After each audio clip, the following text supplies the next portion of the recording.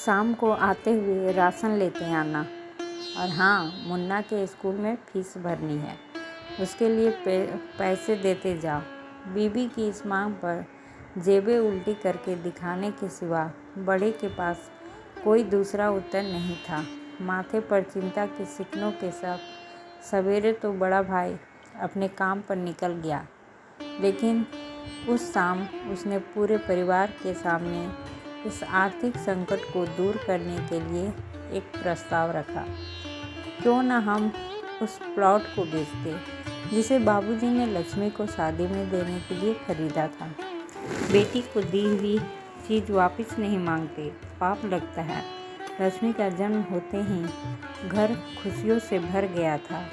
तभी तुम्हारे बाप ने यह तय कर लिया था कि ये प्लॉट लक्ष्मी का है, जो उसे उसकी शादी में दे दिया जाएगा। माँ ने अपना विरोध जताते हुए कहा, कौन सी बेटी? वो बेटी जो प्रेम विवाह कर घर की इज्जत को खाक में मिला गई और पिताजी की अंतिम यात्रा में भी शामिल नहीं हुई।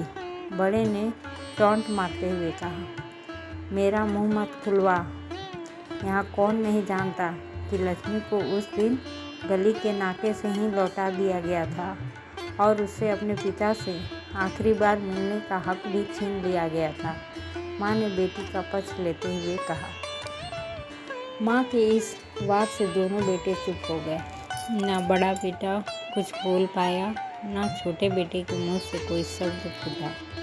थोड़ी देर की शांति के बाद छोटा भाई बोला, प्लॉट बेच तो देंगे, पर क्या लक्ष्मी कागजात पर दस्तखत करेगी? मुझे नहीं लगता वो हमारा भला सोच भी सकती है। आखिर है तो औरत जात, पुरुषों की परिस्थिति कैसे समझ पाएगी? काफ़ी वाद विवाद और सोच विचार के बाद सब इस बात पर सहमत हुए और पड़ोस के मोहल्ले की लक्ष्मी के दोस्त को बोलकर लक्ष्मी को घर आने का न्योता दे दिया गया।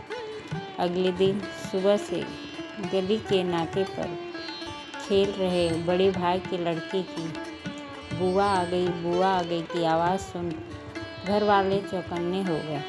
दोनों भाई मन में द्वेष और नफरत के साथ उसको कैसे घर में आने के लिए कहे इस दुविधा में थे। वो कहते हैं ना, ज़रूरत के वक्त गधे को भी बाप बनाना पड़ता है। उसी कहावत के हिसाब से दोनों भाई बहन से बात करने के लिए तैयार हुए। दरवाजे पर जब बेटी और दामाद ने पूरे 7 साल बाद कदम रखा तो माँ की आंखें भर आई और दोनों को बड़े प्यार से घर के अंदर ले आई। बेटी और दामाद भी माँ का इतना स्नेह देखकर भाव विभोर हो गए। शाम को साथ में बैठे बेटी दोनों बेटों और दामाद के आगे हिचकिचाते हुए माँ ने ही प्लॉट का मुद्दा उठाया। लक्ष्मी को थोड़ा अंदेशा था कि कोई बड़ी बात होगी। लक्ष्मी उसी दिन से ये सोच रही थी कि ऐसी क्या बात हो सकती है कि जो खड़ूस भाई उसे बाप का मुंह भी दिखाने के खिलाफ थे, वो अचानक इतने कैसे पिघल गए। लेकिन अब उसको सारी बात समझ में आ गई। लक्ष्मी ने तिरछी नज़र से पति की तरफ देखा तो वो बोल पड़ा, देखिए माँ जी, शादी से पहले जो कुछ आपका था वो आप ही का रहेगा। ना उस पर मेरा या लक्ष्मी का कोई हक था, ना है और ना ही भविष्य में हम मांगेंगे। इसलिए आप निश्चिंत होकर उस प्लॉट के साथ जो करना है कीजिए। आप जहाँ कहेंगे हम वहाँ साइन कर देंगे। सुबह से अपने जीजा से नज़रें चुरा रहे दोनों भाइयों ने अब अपने जीजा को अच्छे से देखा। सुबह प्लॉट के कागजात पर बहन के दस्तखत लेकर काम खत्म किया जाए, यह तय हुआ। सब इस मीटिंग को ख़त्म कर उठ ही रहे थे कि टीवी पर अनाउंसमेंट हुआ कि आने वाले 21 दिनों तक देश में लॉकडाउन लगाया जा रहा है। लक्ष्मी के पति ने फ़ोन पर बात करने के बाद कहा, अब हम क्या करेंगे लक्ष्मी? कल की बस भी रद्द हो गई है और 21 दिनों तक कोई बस नहीं है। हम तो फंस गए। इस खबर से दोनों भाई बहुत निराश हो गए, क्योंकि एक तो उनकी आमदनी कम थी और 2 लोगों का और खाने पीने का बोझ बढ़ गया था। लेकिन माँ अंदर ही अंदर खुश थी, क्योंकि इतने वर्षों बाद घर वापस लौटी बेटी इसी बहाने कुछ दिन आराम से उसके साथ रह पाएगी। दोनों भाई छुटक सब्जी और फल बेचा करते थे। कुछ दिनों में ही लॉकडाउन के चलते और कोरोना वायरस के चलते लोगों ने उनसे सब्जियां और फल खरीदने बंद कर दिए। पहले से खराब उनकी आर्थिक स्थिति और ज़्यादा खराब होने लगी और वह मन ही मन लक्ष्मी के कदमों को अशुभ मानने लगी। बहन और जीजाजी से उनकी यह हालत छिपी नहीं थी।